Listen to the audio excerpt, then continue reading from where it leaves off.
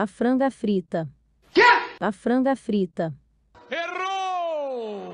Desculpem, o nome do livro é A Franga Preta, com a ciência dos talismãs e anéis mágicos.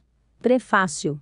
O trabalho que oferecemos ao público não deve ser confundido com uma coleção de fantasias e erros, que muitos autores têm tentado dar credibilidade ao anunciar feitos sobrenaturais e que os crédulos e os ignorantes tentam apreender com avidez. Nós somente citaremos os autores mais respeitáveis e dignos de fé. Os princípios que apresentamos são baseados nas doutrinas dos filósofos antigos e modernos, que, cheios de respeito pela divindade, foram constantemente os amigos da humanidade, e se esforçaram para trazer a virtude e apontar os erros e todas as suas deformidades. Nós temos bebido nas fontes mais puras, tendo apenas em conta o amor à verdade e o desejo de iluminar aqueles que desejam descobrir os segredos da natureza e das maravilhas que ela esconde dos olhos daqueles que não se esforçam para afastar a escuridão que os envolve. É apenas dado para aqueles que são favorecidos pelo grande ser, para elevar-se acima da esfera terrestre e para planejar ascender às regiões etéreas. É para estes homens privilegiados que nós escrevemos. Para nós, não tem importância se as vozes se levantam contra nós. O silêncio e o sorriso de desprezo será a única resposta que nós daremos aos nossos opositores, e seguiremos com a nossa empreita e com as etapas do percurso, que nos indica estrelas luminosas que enchem os céus e que cobrem nossas cabeças e que iluminam milhares de mundos. Que abençoemos a cada dia, com o nosso Mestre soberano do universo, que as criou, assim como a nós, e cuja vontade mantém esta admirável ordem, que comanda nossa admiração, nosso respeito e nosso amor. A franga preta, ou a galinha dos ovos de ouro. Antes de iniciar o assunto, e dar conhecimento aos meus leitores desta ciência profunda, que até hoje tem sido objeto de investigação das meditações mais constantes e profundas, devo confessar como esses maravilhosos segredos foram comunicados a mim, e a forma em que a divina providência me permitiu escapar dos maiores perigos, e, por assim dizer, conduziu-me pela mão divina, para provar que a vontade divina é suficiente para elevar ao Criador até o último dos seres, ou resultar em nada, aqueles que são escravos da terra.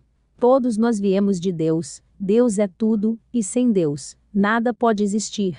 Quem, além de mim, deve tomar conhecimento desta verdade eterna e sagrada, e você que lerá este trabalho, acredite. Eu fazia parte da expedição ao Egito. Oficial da engenharia do exército, eu fui testemunha dos sucessos e dos fracassos deste exército que, vitorioso ou obrigado a ceder à força das eventualidades e circunstâncias, se cobria sempre de glórias. Como não é o caso de relatar aqui qualquer detalhe que trata esta campanha memorável, eu vou apenas relacionar um único episódio, onde fui tocado, e se faz necessário, sua compreensão para o desenvolvimento que devo dar a tudo aquilo que mencionei no meu prefácio. Eu tinha sido enviado pela Assembleia Geral, sob cujas ordens eu encontrei-me, para elaborar os planos das pirâmides, composta por uma escolta montada e infantaria. Eu cheguei com eles ao meu destino, sem sofrer qualquer acidente, e sem nada que pudesse pressagiar o destino funesto que nos aguardava. Nós tínhamos desmontado perto das pirâmides. Os nossos cavalos foram amarrados, sentamos na areia para apaziguar a fome que nos atormentava. Frutas e carne seca temperada compuseram a nossa refeição frugal. Estávamos encerrando, e eu já ia me ocupar de meu trabalho, quando, de repente, uma horda de beduínos caiu sobre nós. Nós não tivemos o tempo para colocar-nos numa posição de defesa.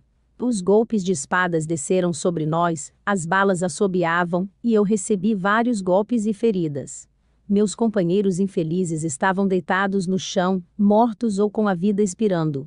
Nossos inimigos cruéis, depois de terem removido as nossas armas e roupas, desapareceram com os nossos cavalos com a velocidade dos relâmpagos. Fiquei algum tempo em um estado de prostração, de frente para o mar de areia. Enfim, recuperando um pouco a minha força, eu levantei-me com a dor. Eu tinha 2 cortes de espada na cabeça e um no braço esquerdo. Olhei à minha volta, e não vi nada mais do que cadáveres, um céu ardente e um imenso deserto árido e assustador. Senti uma solidão terrível, e a certeza de uma morte certa e cruel.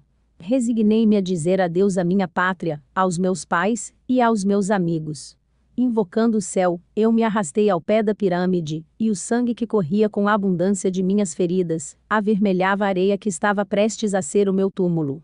Chegando ao pé de uma das maravilhas do mundo, sentei-me e encostei-me a esta pirâmide enorme, que tinha visto muitos séculos passarem, e queria ver passar muitos mais. Eu pensei que a minha existência havia chegado ao fim, assim como o dia, com o sol estando a ponto de mergulhar no oceano de areia. Estrela brilhante, recebe o meu adeus, eu disse com emoção. Meus olhos nunca mais irão vê-la novamente, a sua beneplácita luz jamais irá brilhar em mim novamente. Adeus. E ao pronunciar este adeus, que eu acreditava ser eterno, ele desapareceu, e a noite veio, e cobriu o mundo com sua cortina escura. Eu estava absorvido com as reflexões mais tristes, quando um ruído de luz podia ser ouvido a alguns passos de mim. A grande laje de pedra se desprendeu da pirâmide e caiu na areia. Virei-me para esse lado, e com a luz de uma lanterna pequena, que carregava, percebi um venerável ancião, que saiu da pirâmide.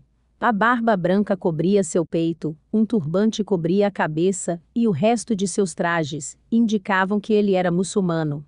Ele lançou os olhos ao redor, e, depois, avançando alguns passos, parou em frente ao cadáver de um dos meus companheiros de infortúnio.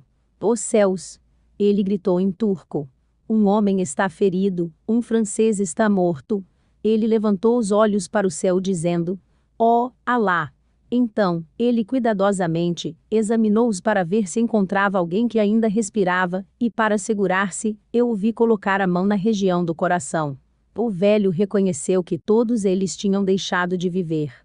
Proferiu um gemido de dor, lágrimas estavam sulcando embaixo de seus olhos. Ele retomou o caminho, para voltar a entrar na pirâmide. Eu senti o desejo de conservar os meus dias. Eu tinha já feito o sacrifício da minha vida, mas uma esperança brotou no meu coração. Reunindo todas as minhas forças, eu o chamei, ele me ouviu, virando sua lanterna em minha direção, ele me viu. Avançando, ele me deu a mão, viu que eu estava ferido, e que o sangue fluía a partir dos cortes da minha cabeça. Colocou a lanterna no chão, e tirou o cinto de pano cobrindo minha testa. Ele então me ajudou a erguer. Eu tinha perdido muito sangue, e estava sofrendo de extrema fraqueza, eu mal tinha forças para me sustentar. Pegou a lanterna, e, em seguida, levou-me em seus braços, até perto da abertura da pirâmide, me colocando suavemente sobre a areia. Deu-me um afetuoso aperto de mão, e me fez entender por meio de sinais que entraria na pirâmide, e que voltaria prontamente. Dei graças aos céus pela ajuda inesperada, que me tinha sido enviada. O velho reapareceu carregando um frasco. Ele tirou a rolha, e derramou algumas gotas de licor em um jarro, e me deu para beber. Senti um delicioso perfume difundido ao meu redor.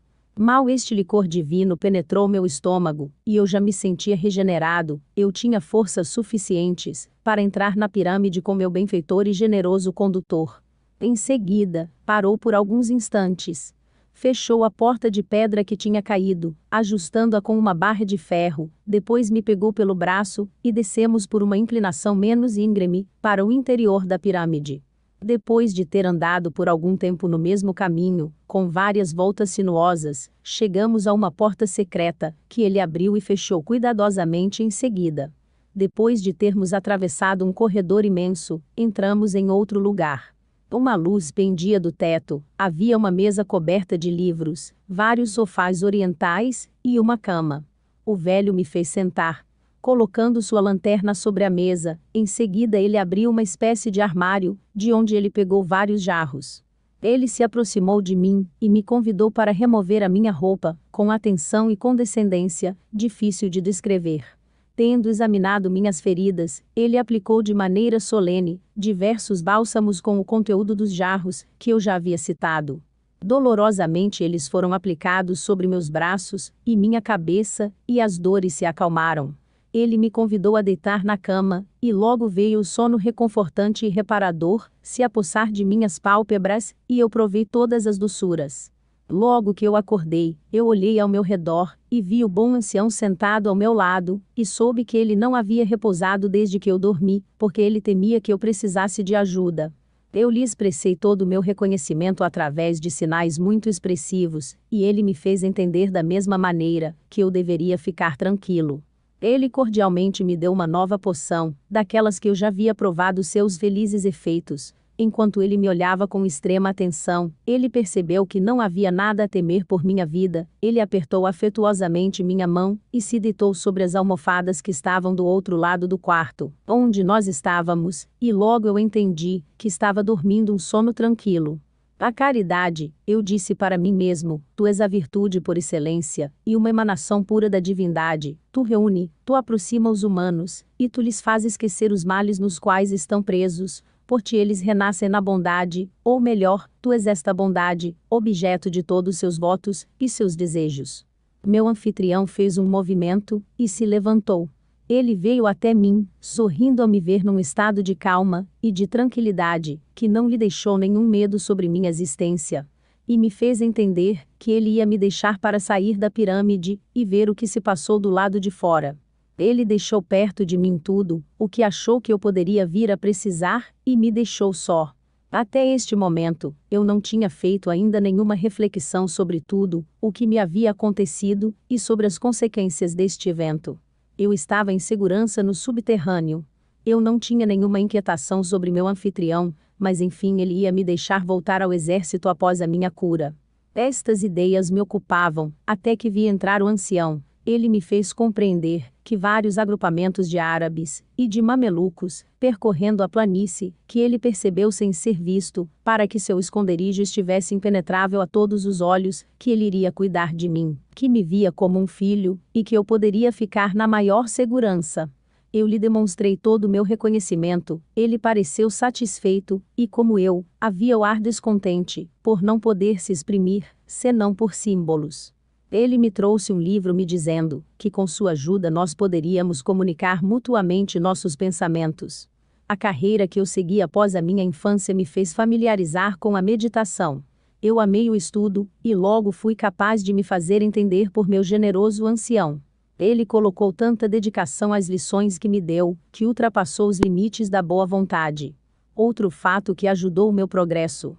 Eu aceitei em silêncio tudo o que era relativo à minha nova educação. Minha cura completa e minha convalescência foram mais longas do que eu havia imaginado. Meu anfitrião saía de tempos em tempos para saber o que se passava. Ele estava sob uma ignorância absoluta dos eventos da Terra. Enfim, um dia ele foi por mais tempo que o habitual, e em seu retorno, ele me afirmou que a armada francesa havia evacuado o Egito, que eu ficaria com ele, que ele me faria esquecer com ternura e amizade o meu cativeiro, e que meu destino não seria, mas assim tão cruel quanto eu poderia pensar, que ele me ensinaria coisas que me surpreenderiam, e quando me instruísse, não haveria nada a desejar da parte da fortuna. Eu comecei a entender a língua turca, ele disse para me levantar, eu obedeci, ele me pegou pela mão, me conduziu ao final do quarto.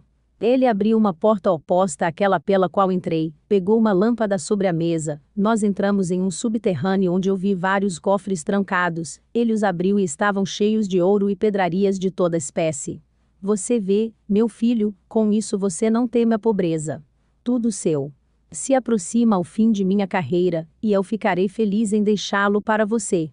Estes tesouros não são frutos da avareza, e de um sórdido interesse, eu os devo ao conhecimento das ciências ocultas, que me são familiares, e ao favor que me concedeu o grande ser, de penetrar os segredos da natureza. Eu posso ainda comandar a estes seres que povoam a terra, e os ares, e que não são visíveis pelos homens comuns. Eu te amo, meu querido filho, eu reconheci em vós a candura, a sinceridade, o amor de verdade, e a aptidão pelas ciências, e antes eu quero que você saiba que isto me custou mais de 24 anos de pesquisas, de meditações e de experiências. A ciência dos magos, a linguagem dos hieróglifos, foi perdida por culpa dos homens. Eu sou apenas depositário. Eu vos farei estas preciosas confidências, e nós leremos juntos estes caracteres traçados sobre as pirâmides, que é o desespero de todos os estudiosos, e diante dos quais eles desapareceram há vários séculos. A espécie de tom profético com o qual ele me falou, me impôs, e eu provei o desejo mais vivo de conhecer aquilo que ele me anunciava, e lhe disse em língua turca, que eu começava a compreender, e a falar de maneira a me fazer entender. Seu desejo será cumprido, me disse meu pai adotivo, erguendo uma das mãos para o teto do subterrâneo. Ele juntou num tom solene. Adore, meu filho, adore o bondoso e grandioso Deus dos sábios, e não se orgulhe jamais do que você fez, até encontrar um dos filhos da sabedoria, para vos associar à sua companhia, e para vos fazer participar das maravilhas de sua onipotência. Após haver concluído esta espécie de invocação, ele me disse, olhando para mim. Aqueles são os princípios nos quais você deverá estar compenetrado, tornando-se digno de receber a iluminação. A hora de vossa regeneração chegou, é preciso que você se torne uma nova criatura. Ore fervorosamente, pois só Ele tem o poder de criar novos corações, de vos dar um, que seja capaz de grandes coisas que eu vos ensinarei, e de me inspirar de não esquecer de nenhum mistério da natureza. Reze, espere. Eu louvo a sabedoria eterna, daquele que colocou em minha alma, a vontade de descobrir as suas verdades inefáveis. Que você será feliz, meu filho, se for bom o suficiente, para colocar a sua alma à disposição de tudo, o que estes altos mistérios exigirem de vós.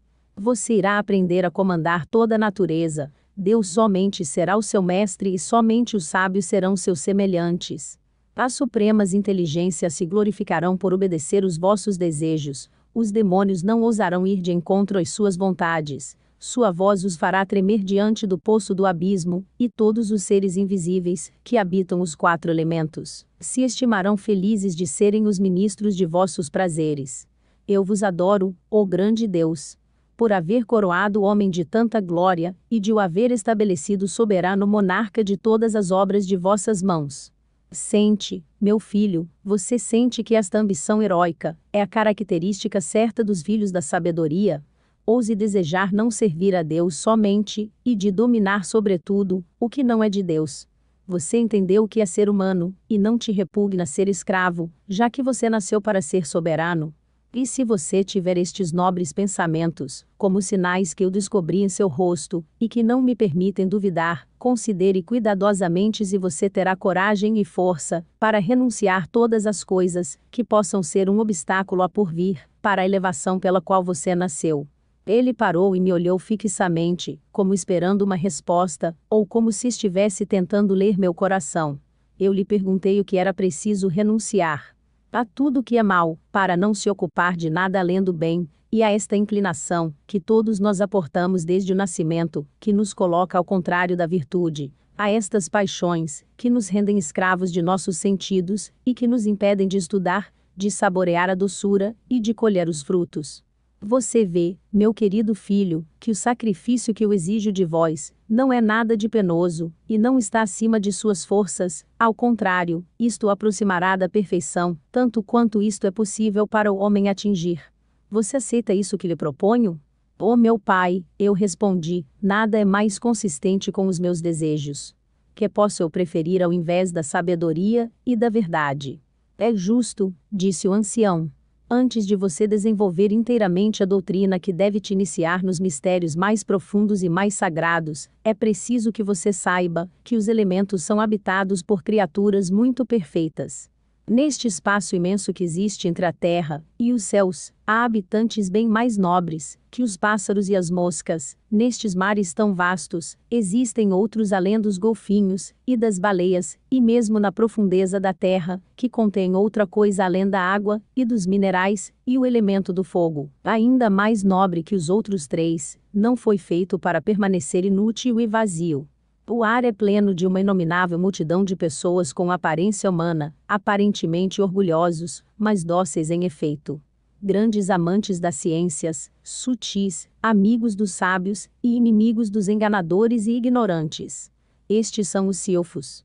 Os mares e rios são habitados pelas ondinas, a terra é repleta até o centro, de gnomos, guardiões dos tesouros, e das pedrarias. Estes são engenheiros, amigos dos homens e fáceis de comandar, eles fornecem aos filhos da sabedoria todo o dinheiro que for necessário, e não colocam outro preço em seus serviços além da glória de serem comandados. Quanto às salamandras, habitantes inflamadas da região do fogo, eles servem aos filósofos, mas não procuram avidamente a sua companhia. Eu posso ainda vos falar dos gênios familiares, Sócrates teve um, assim como Pitágoras e quaisquer outros sábios. Eu tenho um também, ele está sempre perto de mim, quando eu posso precisar dele. Você o verá. Isto vos parecerá, sem dúvida, extraordinário, mas mesmo quando seus olhos não puderem se convencer da verdade, você poderá acreditar, se você tiver alguma confiança em Sócrates, Platão, Pitágoras, Zoroastro, Celsus, Celos, Procles, Porfírio, Jamblique, Ptolomeu, Trimegistro e outros sábios, cuja iluminação deve ser reconhecida como aquela que deu a razão natural. Me falta ainda lhe falar dos talismãs, destes anéis mágicos que lhe darão o poder de comandar a todos os elementos, de evitar todos os perigos, todas as emboscadas dos seus inimigos, de assegurar o sucesso de vossas empreitadas, e o cumprimento de todos os seus desejos. Ele se levantou, abriu um cofre que se encontrava aos pés do leito de repouso, ele puxou uma gaveta de madeira de cedro, recoberta de placas de ouro enriquecidas com diamantes, de um brilho extraordinário, a fechadura era também de ouro, assim como a chave, sobre a qual haviam caracteres e hieróglifos gravados com uma arte admirável. Ele abriu esta caixa, e viu uma grande quantidade de talismãs e anéis, que foram enriquecidos com diamantes e gravado com símbolos mágicos e cabalísticos. Era impossível olhar para ele sem se deslumbrar. Você vê, meu filho, cada um tem a sua virtude, a virtude peculiar, mas para utilizá-lo, você deve entender a linguagem dos magos, a fim de pronunciar as palavras misteriosas gravadas nele. Vou ensiná-los a você, antes de trabalhar com você sobre o grande desempenho com os espíritos e os animais, que estão submissos à minha autoridade, e que me obedecem cegamente.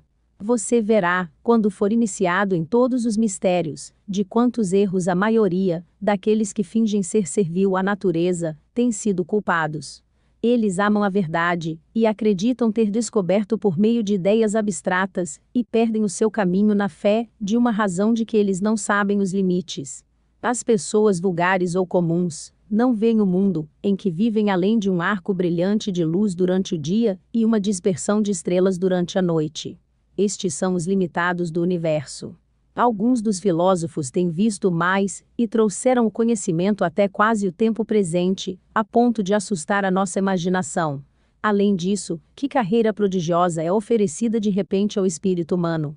Empregue a eternidade inteira para percorrê-lo. Tome as asas da aurora, voe para o planeta Saturno nos céus, que se estendem ao longo deste planeta. Você vai encontrar sem cessar novas esferas, orbes novos, mundos se acumulando uns sobre os outros. Você vai encontrar o infinito na matéria, no espaço, no movimento, no número de nuances e tons que os adornam.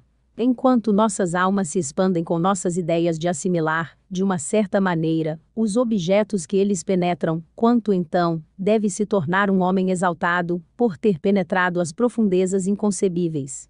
Eu alcancei, graças à sabedoria, e você vai chegar a este ponto também. Ele se levantou e pegou vários manuscritos, que estavam sobre a mesa. Estes livros preciosos, meu querido filho, irá familiarizá-lo com coisas desconhecidas para o resto da humanidade, e que parecem nunca ter existido. Estes livros escaparam do fogo da biblioteca de Ptolomeu. Eles receberam alguns danos, como você vê, na verdade, várias páginas foram enegrecidas pelo fogo. Bem, é pelo conhecimento que possuo dessas obras, que tenho autoridade para comandar todos os seres que habitam as regiões aéreas e terrestres, conhecidas e desconhecidas para o homem. Meu filho, proste-se diante da divindade, em sua presença, lamente os erros do espírito humano, e prometa-lhe ser tão virtuoso quanto possível é, para um homem ser. Prive-se de estudar a filosofia moral nos escritos das multidões ignorantes, nos esquemas produzidos pelo calor da imaginação, pela inquietação do espírito, ou pelo desejo de celebridades que atormentavam seus autores. Mas procure na sua conduta, nestas obras onde não há nenhum outro interesse, do que a verdade ou utilidade pública. Eles prestam a moral, e a virtude, a homenagem a que têm merecido, em todos os tempos, e de todos os povos. Eu escutei este bom ancião com uma admiração cheia de respeito, ele havia parado de falar, e eu acreditei ouvir ainda. uma doce majestade, reinando em todos os seus tratos, e a persuasão parecia colorir-lhe os lábios, como uma corrente límpida, descendo uma ladeira, para fertilizar as pradarias. Ele percebeu minha admiração, que era semelhante ao êxtase. Meu querido filho, ele disse, eu perdoo o seu espanto. Você até agora viveu na sociedade de homens que são corruptos, que aprenderam a duvidar de tudo, e esquecer o respeito que devemos a ele, que criou tudo do nada. A sabedoria é para eles uma palavra vazia, mas quando você a conhecer, ela vai se tornar para você uma virtude prática.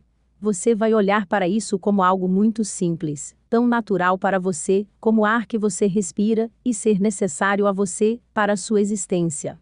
Suas feridas estão cicatrizando. Amanhã, vou começar a sua educação em sabedoria, e lhe darei a primeira lição. Agora estou indo para o meu aviário para alimentar meus prisioneiros. O quê? Eu disse a ele. Seus prisioneiros? Com a sua filosofia, o amor da humanidade te caracteriza, você vai privar estes seres vivos de sua liberdade? Ele sorriu por minha observação. Meu querido filho, isto que eu faço, é necessário para facilitar minhas operações misteriosas, mas o destino destes que são submissos às minhas leis, é talvez mais doce, do que se eles gozassem de sua inteira liberdade. Além disso, eles nunca conheceram o prêmio, e assim não pode desejá-lo. Amanhã você terá resposta para todos esses enigmas.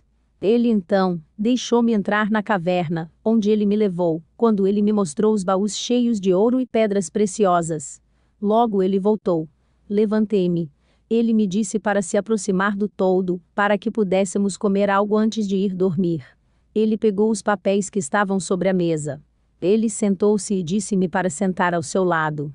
Eu obedeci, mas como eu não vi nenhuma comida, ele rindo, acrescentou que esta comida não foi muito substancial, mas que, em um momento em que eu iria ver, que ele tinha cozinheiros e escravos igualmente hábeis e inteligentes. Ele imediatamente pronunciou estas palavras. Tur, Nicofanta, e soprou 3 vezes em um anel que tinha no dedo.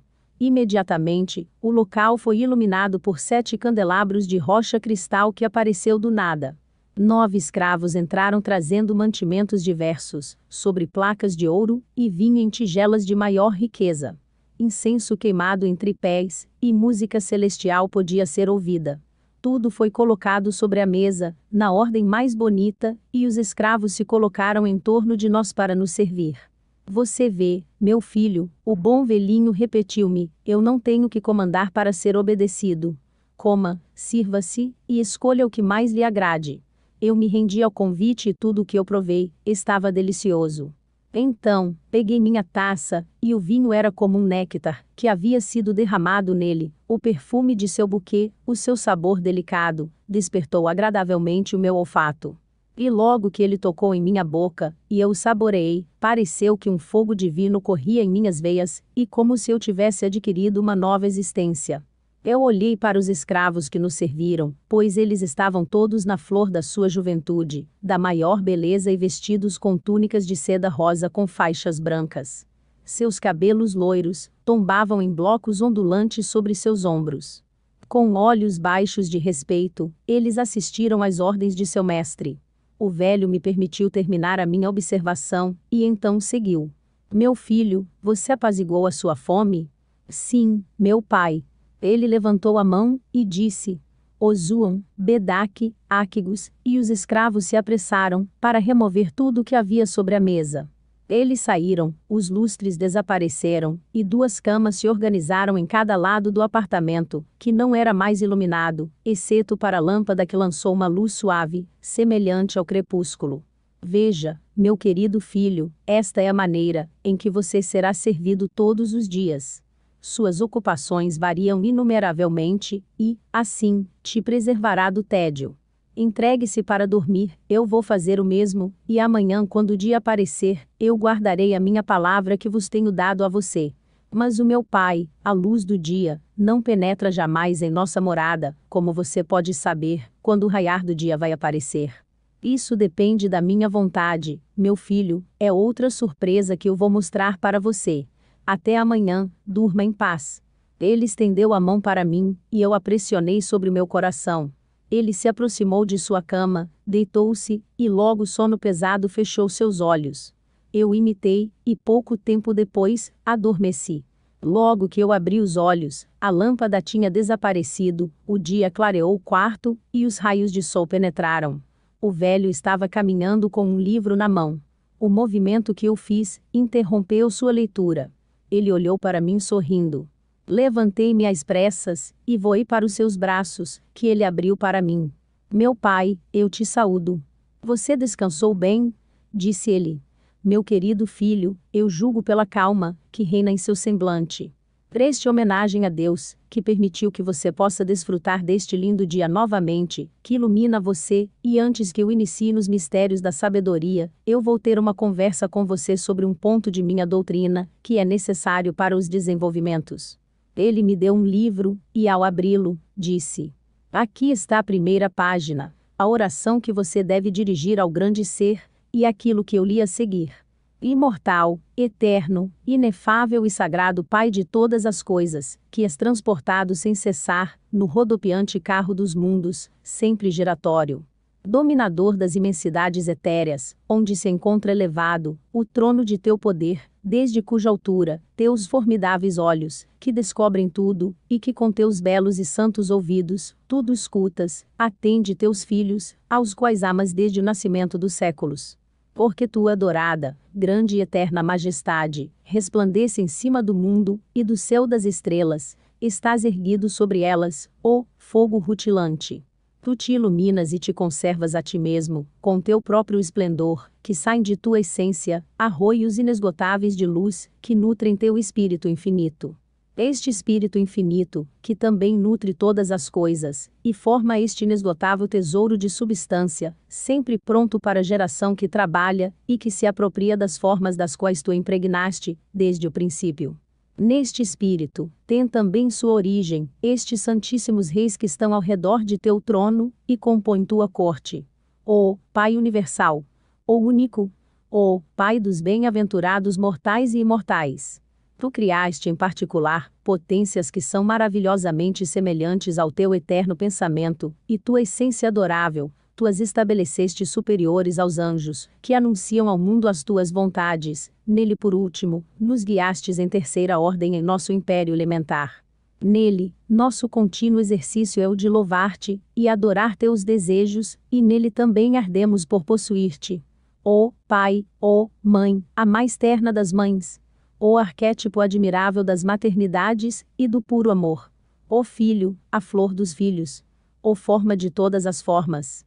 Ó alma, espírito, a harmonia e nome de todas as coisas, nós te adoramos.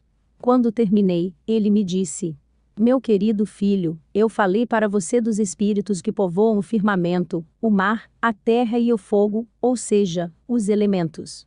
Falei também um pouco sobre os espíritos. Hoje vou entrar em maiores detalhes, para estender os limites da sua inteligência, e para dar-lhe os meios de penetrar e compreender os mistérios sagrados que vos serão divulgados.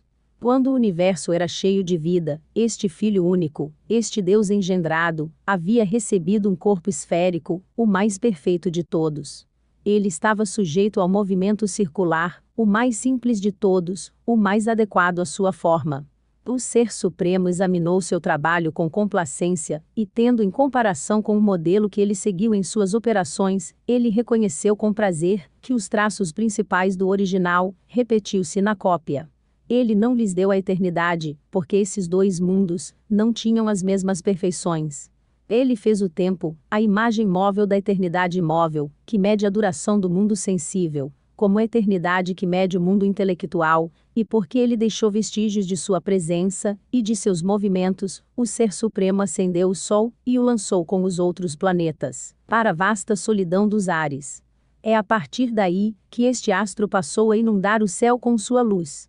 O inventor de todas as coisas, então dirigiu seus mandamentos para os espíritos, a quem tinha confiado a administração dos astros.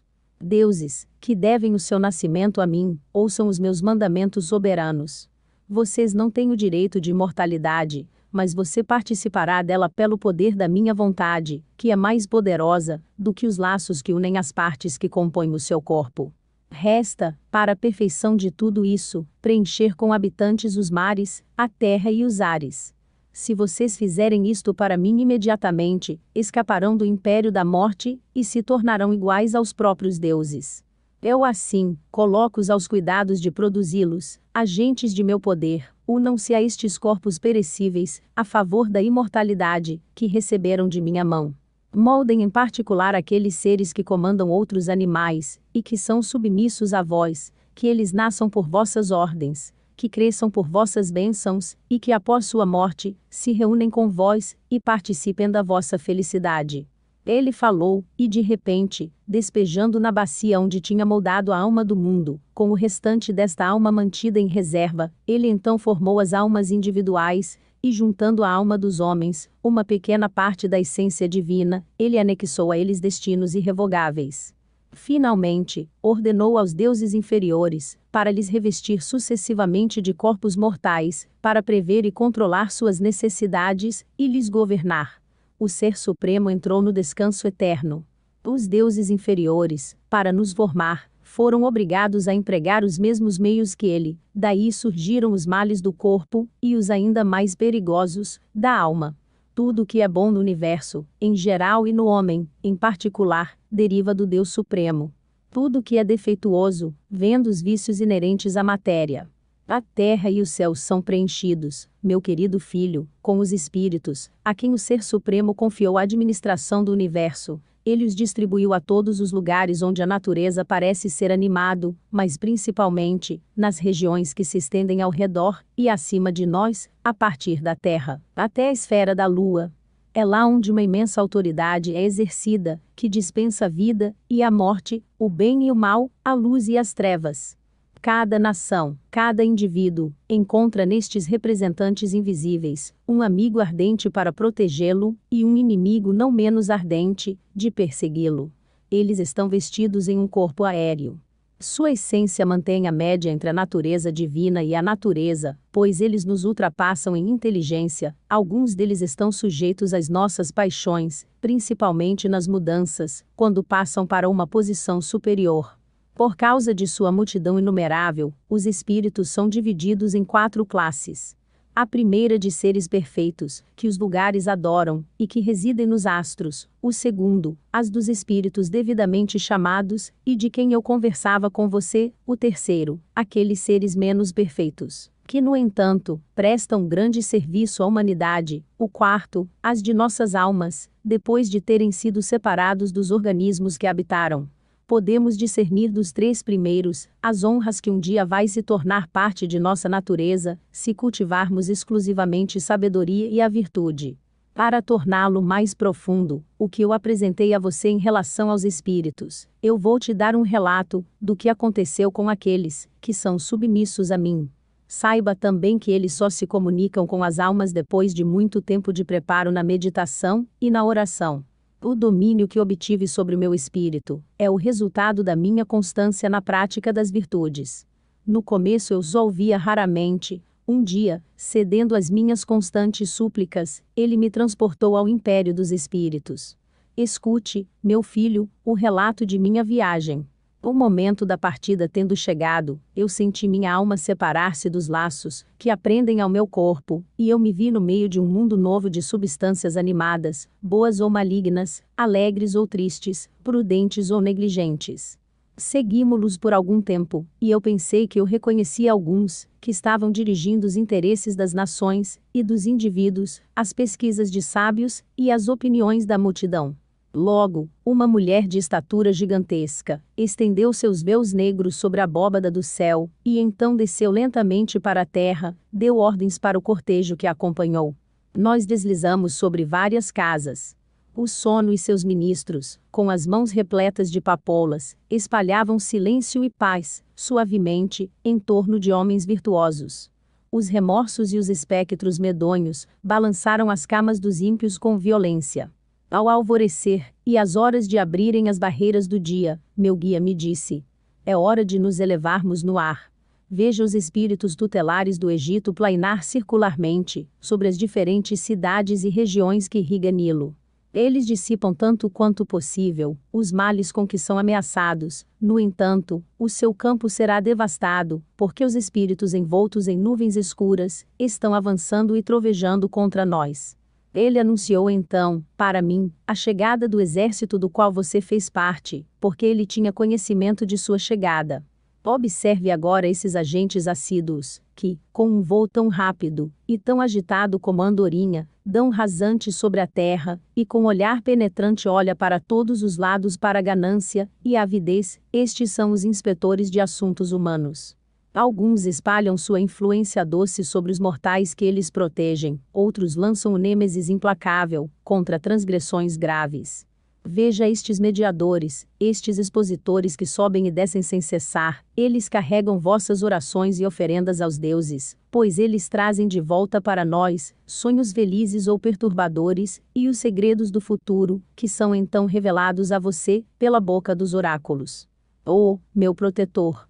Eu chorei, de repente. Aqui estão seres que por sua estatura e aparência sinistra, inspiram terror, eles vêm até nós. Fujamos, ele me disse.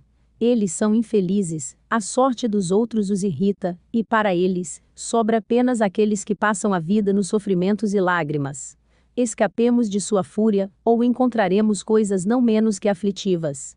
Discórdia, a fonte eterna de detestáveis dissensões que atormentam os homens, marchando orgulhosamente acima de suas cabeças, e sussurrando indignação e vingança em seus corações. Com passos tímidos, e os olhos baixos, as preces se arrastam em seus passos, e se esforçam para trazer a calma, por onde lhes venham se mostrar. A glória foi perseguida pela inveja, que rasgou seus próprios flancos, a verdade pela impostura, que troca de máscara a cada instante. Cada virtude, por vários vícios, que portavam armadilhas e facas. A fortuna apareceu de repente. Meu guia me disse: você pode falar com ela. Eu a felicitei pelos dons que ela distribuiu aos mortais. Ela me disse em um tom grave que ela não dá, mas empresta a longo prazo. Enquanto proferia estas palavras, ela embebeu as flores e frutos que ela segurava em uma das mãos, em um copo envenenado que ela segurava na outra. Então, passou perto de nós dois, poderosos espíritos que deixaram longas trilhas de luz atrás deles. De um lado, estava a guerra, e do outro, a sabedoria. Os exércitos se aproximam, disse meu condutor. Eles estão quase chegando. A sabedoria vai se colocar perto do general, cuja causa é justa, e ele será o vencedor, porque ela deve triunfar com valor. Vamos deixar essas esferas infelizes, disse o meu espírito familiar. Saltamos os limites do império das trevas e da morte, com a velocidade de um raio e do pensamento. Nós nos lançamos acima da esfera da lua, e chegamos às regiões iluminadas pelo dia eterno. Vamos parar por um instante, disse o meu guia. Lançai os olhos sobre o espetáculo magnífico que o rodeia. Ouça a harmonia divina, que é produzido pelo movimento regular dos corpos celestes. Olhe como cada planeta, cada estrela, é anexado a um espírito que orienta o seu curso. Esses corpos celestes são povoados por inteligências sublimes de uma natureza superior à nossa. Com meus olhos fixos no sol, eu contemplei, com arrebatamento do espírito, que com um braço vigoroso, empurra esse mundo cintilante sobre o curso que ele descreve. Eu vi espalhar com furor almas que se esforçavam para mergulhar nas ondas brilhantes deste astro para se purificar, embora eles não fossem dignos dessa bênção. Tocado por seu infortúnio, eu implorei ao meu mestre que me levasse para longe desta visão, para um recinto onde se pudesse escapar dos raios de luz, que eram demasiado brilhantes. Eu esperava ter um vislumbre do soberano do universo, cercado pelos assistentes do trono, e dos seres puros, que os nossos filósofos chamam de números, ideias eternas ou espíritos dos mortais. Mas meu espírito familiar me disse que o soberano habita regiões inacessíveis aos seres humanos, que deveria oferecer-lhe nossa homenagem e descer à terra. Mal havia falado e já nos encontrávamos no mesmo lugar de onde havíamos partido. Ele me disse: eu te fiz conhecer o que jamais foi permitido a nenhum mortal vislumbrar. A partir deste momento, não me é permitido esconder nada de você. E ele me revelou todos os mistérios, em que eu vou deixá-lo participar, para convencê-lo da verdade de tudo o que eu lhe contei. Você verá o meu espírito familiar, que se tornará seu, porque eu adotei como meu filho. Ele vai ver em você um outro eu. Ele pronunciou estas duas palavras. Coukis, Ompakis. Naquele instante, eu vi aparecer um jovem de talhe bonito, o seu corpo brilhou com todos os encantos, e no ápice de sua cabeça, brilhava uma chama de que meus olhos não podiam sustentar o brilho. Ele disse sorrindo para o velho: Olis, notus, perius. O velho pegou a sua mão, e respondeu: Solatas, Zanteur, Dinanteur. O espírito tomou seu lugar ao seu lado. O velho percebeu que a luz do espírito feria meus olhos. Quando você for iniciado nos mistérios da sabedoria, você será capaz de contemplar este fogo sem perigo, e até mesmo suportar os raios do sol. Comecemos a iniciação, levantemos, vamos nos posicionar. Eu executei esta ordem que ele tinha dado, assim como fez o espírito. Ele colocou a mão na minha cabeça, e disse: Sina, Misas, Tanaim, Orcel, Misantos. Uma voz que veio da caverna onde estavam os cofres, contendo todas as pedras preciosas, deram esta resposta. Torzas, Helicantus, Orbital. Mal a última palavra foi pronunciada e nos encontramos na escuridão mais profunda. O fogo, que brilhou na cabeça do espírito, também havia desaparecido. Não tenha nenhum temor ou medo, disse o ancião. Meu pai, não estou com você? Sua resposta me agrada, ela proclama a confiança. Você vai agora testar os efeitos da mesma. Ele então disse: Tomatos, Benacer, Elianter. Então tudo pareceu clarear, mas, por uma luz sombria parecida a uma transparência, e eu vi entrar várias pessoas, que tomaram posições ao redor da sala. Aqui estão todos os espíritos que serão seus servos, vou apresentá-los para você. Ele me pegou pela mão, e me conduziu ao redor da sala. Parou diante de cada espírito, e me disse: Repita comigo. Lital, Iser, Osnas. Eu obedeci, e cada espírito se curvou, dizendo: Nanter. Havia 33. Quando chegou a última, ele me disse para voltar ao lugar que tinha ocupado. Então, ele pegou uma varinha de 6 pés de comprimento, tendo de um lado, a cabeça de uma serpente, e na outra, a cauda. Sobre a varinha, haviam placas de ouro, do mesmo ouro que eram feitos a cabeça, e a cauda, e nas quais foram gravados os caracteres, como ilustrado na figura 1. Ele formou um círculo, unindo cada extremidade por uma corrente de ouro, que ele passou por 2 elos, colocou-a no chão, e entrou, posicionando-se no centro. O que você gostaria de ver neste momento, meu filho? Ele me perguntou. A planície em que você me encontrou a ponto de morrer de dor, e por necessidades. Eu respondi. Ele ergueu as mãos para o céu, e disse: Soltram, o Barcinens. Imediatamente, os espíritos se aproximaram de mim, e me levaram em seus braços, e eu me encontrei transportado ao pé da pirâmide. E vi uma multidão de árabes, que a percorriam a cavalo.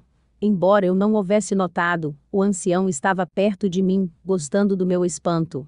Você vê, meu filho, como todos os espíritos são submissos a você, como eles irão te obedecer e guardar as suas ordens. Você deseja voltar para o lugar que você deixou, ou subir por algum tempo, no meio das partes aéreas. Você sabe que pode ver tudo, o que está acontecendo ao seu redor, e que é visível somente para o grande ser, que deseja conceder-lhe sabedoria, e para aqueles que o acompanharem. Eu testemunho o desejo de pesquisar a imensidão. Pronuncie. Saram, enquanto estende seus braços em direção ao leste, e você ficará satisfeito. Eu pronunciei esta palavra, e fiz o sinal indicado. Os espíritos me levantaram, assim como o velho. Nós nos aproximamos das nuvens, e o vasto horizonte, aberto para os meus olhos encantados. O velho mais uma vez me disse: Você vê que eu não fiz promessas vãs, você vai ter o mesmo sucesso em todas as suas empresas, mas vamos voltar à pirâmide. Os espíritos aguardam por nós, e nós vamos continuar nossos trabalhos. Ele disse: Rabian, e muito rapidamente nós estávamos de volta na residência do ancião. Assim que nos sentamos, os espíritos desapareceram, apenas o primeiro permaneceu conosco. Toda a decoração mudou, e uma luz muito intensa iluminou o subterrâneo. Formou-se então um grande círculo mágico. O velho então me disse: Vá com o seu gênio. Eu lhe permito, sei que você tem um coração puro, e que você não será jamais culpado de alguma ação, da qual você terá que se envergonhar, do contrário, você seria ferido de morte ao entrar neste círculo. Vá, meu filho. Ele dizia, e eu concordava.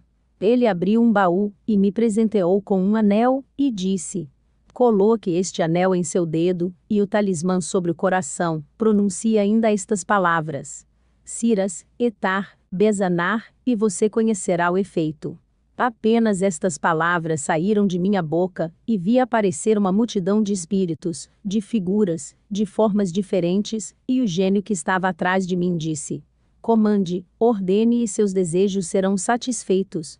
E o velho completou: meu filho, os céus e os infernos estão às suas ordens, eu penso que neste momento não lhe falta nada. Deixe, se confias em mim, para provar mais tarde, a inteligente atividade destes espíritos, para lhes fazer desaparecer, remova o anel de seu dedo, e o talismã do local que ele ocupa, e eles não retornarão à sua esfera.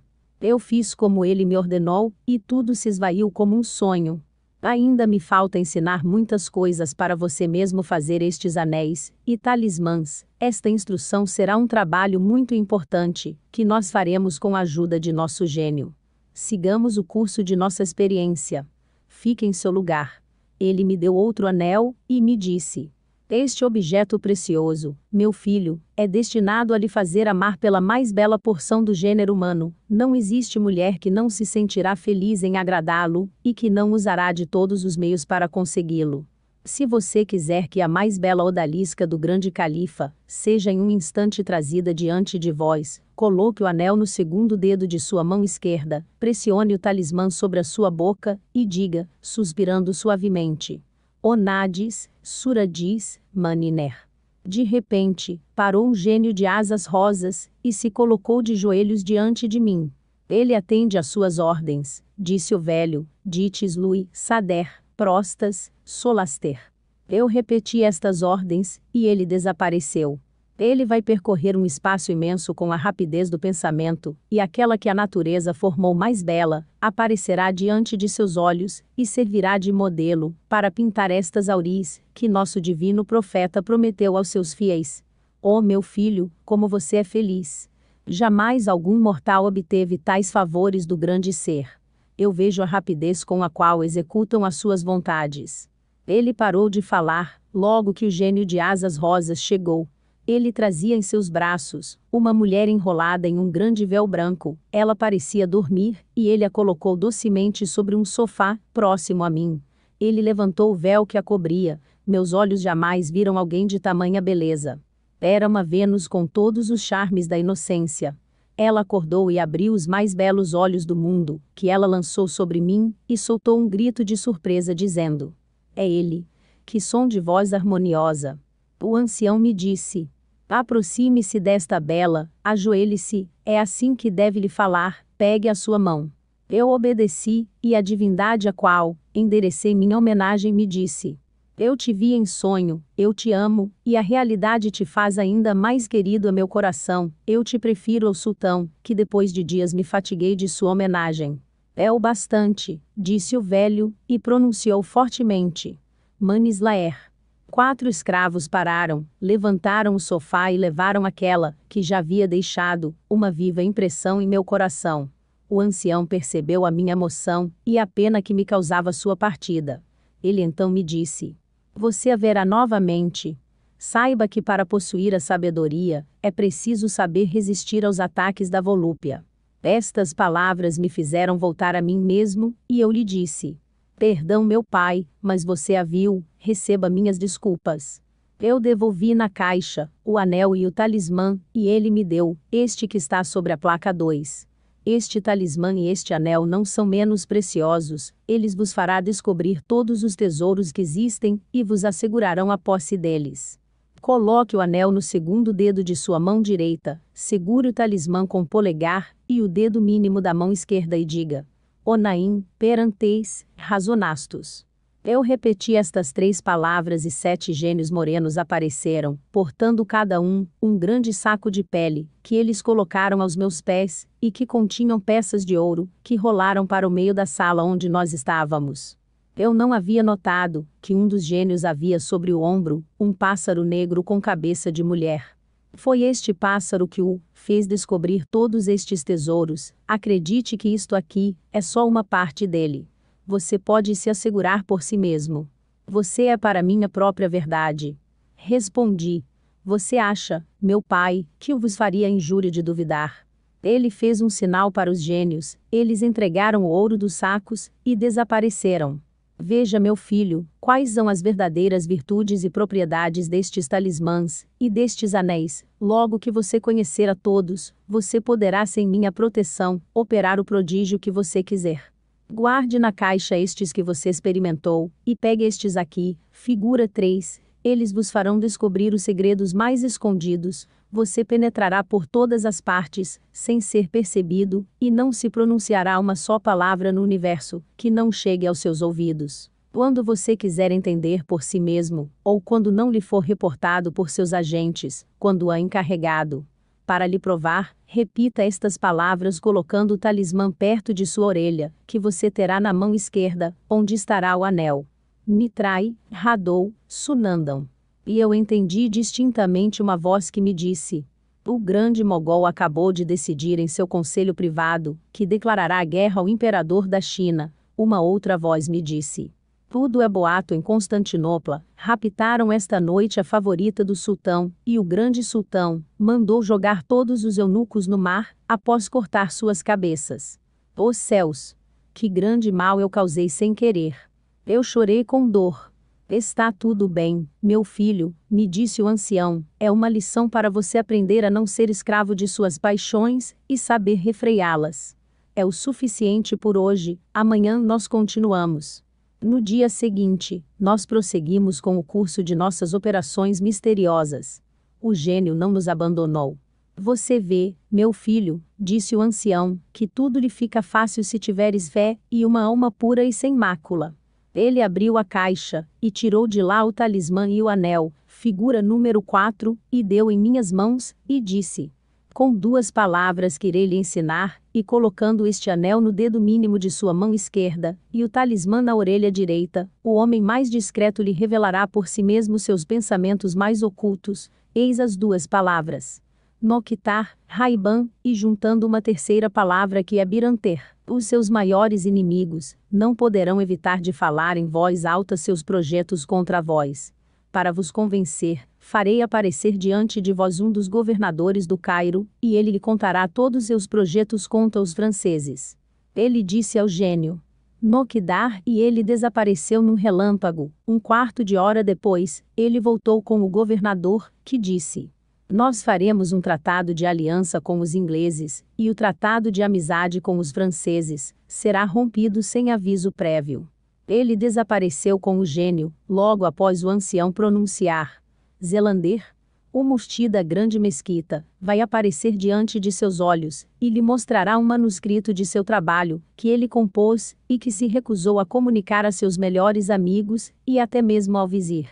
Eu fiz o que ele me indicou, em voz alta, e assim que terminei, o mufti parou e depositou seu manuscrito sobre a mesa, e me disse: Tonas, Zugar.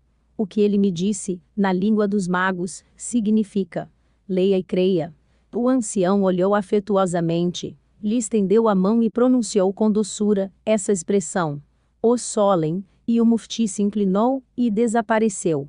Devolva-me o talismã e o anel, disse o ancião, e pegue estes aqui, figura 5, eles vos servirão para colocar em atividade o nome dos gênios, que você poderá pôr em campo, para executar todos os trabalhos que você deseja iniciar, e parar os trabalhos que possam lhe ser contrários. As palavras mágicas são: Zorani, Zaitukis, Elastote. Nós não faremos experiências neste momento, amanhã iremos às bordas do Nilo, e nós faremos construir uma ponte de um só arco, sobre a qual nós passaremos para outra margem do rio. Aqui está o talismã número 6, e seu anel, ele tem a propriedade de tudo destruir, de comandar aos elementos, de fazer cair relâmpagos, granizo e as estrelas, causar tremores de terra, furacões, deslizamentos e enchentes, e de preservar nossos amigos de todos os acidentes. Aqui estão as palavras que é preciso pronunciar. Os números indicam cada coisa que se vai operar. Primeiro, você pronuncia Dital, Urandos. Segundo, Ridas, Talimol. Terceiro, Atrozis, Narpida. Quarto, Uzur, Itar. Quinto, Ispen, Tromador. Sexto, Parantes, Stanos. O talismã e o anel número 7 te deixarão invisível a todos os olhares, mesmo aos olhos dos gênios. O grande ser somente poderá ser testemunho de suas abordagens e de suas ações. Você penetrará em toda parte, no seio do mar, nas entranhas da terra, você poderá percorrer igualmente os ares, e nenhuma ação dos homens lhe poderão ser escondidas.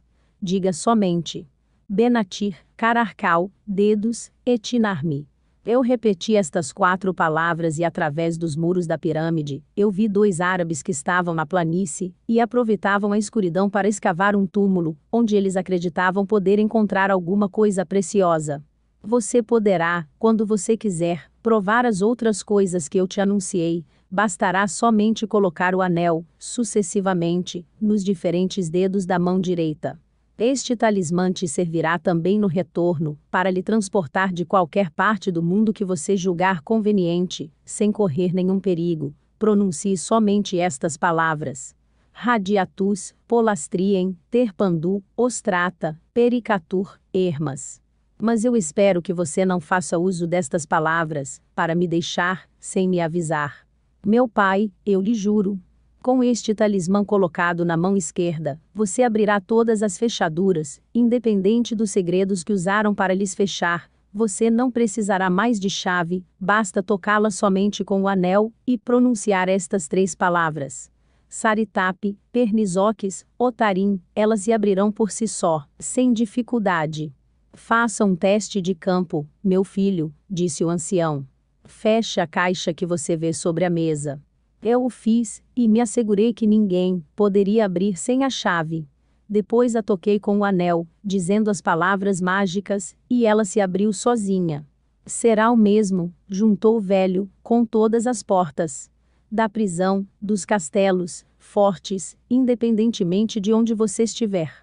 Os talismãs e o anel da figura 8 vos servirão para destruir todos os projetos que possam formar contra vós, e se qualquer gênio quiser se opor às suas vontades, você o forçará a se submeter a vós, colocando o talismã sobre sua mão esquerda, e o anel no segundo dedo da mão direita. Apoie a mão direita sobre uma mesa, incline-se em direção ao anel, e diga em voz baixa: Senapus, Terfita, Estamos, Perfiter, Notarim. Os mesmos talismãs possuem uma propriedade também extraordinária e agradável. Eles vos darão todas as virtudes, todos os talentos e inclinações, para fazer o bem, para mudar todas as substâncias que são feitas de má qualidade, e transformá-las em excelentes. Para o primeiro objetivo, coloque o talismã e o anel na primeira falange do terceiro dedo da mão esquerda. Bastará pronunciar estas palavras: Turan, Fistonus, Fusa. Para a segunda operação você dirá: Vasotas, Testanar, e você verá, se operar o prodígio que eu te disse. O talismã e o anel da placa número 9 te servirão para conhecer todos os minerais e vegetais, suas virtudes e propriedades, e você possuirá a medicina universal. Não haverá doença que você não possa curar, e convalescença que não alcance sucesso. Esculápio, Hipócrates, não serão mais que alunos, perto de você. Você pronunciará somente estas palavras: Reterrem, Salibate, Cratares, Isater, e quando você estiver perto de um doente, você portará o talismã sobre o estômago, e o anel em um colar, no pescoço, amarrado com uma fita cor de fogo. O mesmo talismã e anel servirão para se encontrar, sem perigo, no meio dos animais mais ferozes. Para domá-los à vontade, conheça os diferentes gritos que eles dão, porque eles têm uma linguagem entre eles. Os animais loucos se afastarão de você, e você os fará perecer sobre o campo, pronunciando as palavras que eu vou te indicar. Para a primeira operação, será suficiente dizer Ocatus, Imorade, Surater, Marquila. Para a segunda, Trumantrem, Ricona, Estupite, Oxa. O talismã e o anel da placa 10 servirão para conhecer as intenções, boas ou más, de todos os indivíduos que você encontrar, por garantia e para imprimir sobre sua face um caractere que o fará reconhecido por todo mundo. Bastará pronunciar estas palavras misteriosas com o talismã sobre o vosso coração e o anel no dedo mínimo da mão direita. Crostes, Furinote, Catipa, Garinos. Os mesmos talismãs colocados na mão esquerda te darão todos os talentos e um conhecimento profundo de todas as artes, de maneira a exercer com tanto brilho quanto os grandes mestres e os grandes artistas. Bastará portar o talismã e o anel da maneira que você julgar conveniente e pronunciar estas 7 palavras: Ritas, Onalum, Tersorite, Ombas, Serpitas, Kitatar, Zamarate. Composição dos talismãs e dos anéis. Como é possível que você não tenha meios de fazer talismãs e anéis semelhantes aos meus? Me disse o velho. Você os comporá da maneira que vou vos indicar: os anéis de aço e bronze com os caracteres gravados, os talismãs em tecido de seda, na dimensão das placas. Número 1. Cetim branco, bordado em ouro. Número 2. Cetim vermelho, bordado em prata. Número 3. Cetim azul celeste, bordado em prata. Número 4. Cetim preto, bordado em prata. Número 5. Cetim verde, bordada em ouro. Número 6. Cetim violeta, bordado em prata. Número 7. Cetim amarelo ouro, bordado em ouro. Número 8. Cetim lilás, bordado em seda com nuances, mesma cor. Número 9. Cetim papoula, bordado em prata. Número 10. Cetim vermelho, bordado no meio, de ouro, a borda em prata, e os signos, em seda, preto e branco. Número 11. Cetim cereja, bordado em prata. Número 12. Cetim cinza claro, bordado em ouro.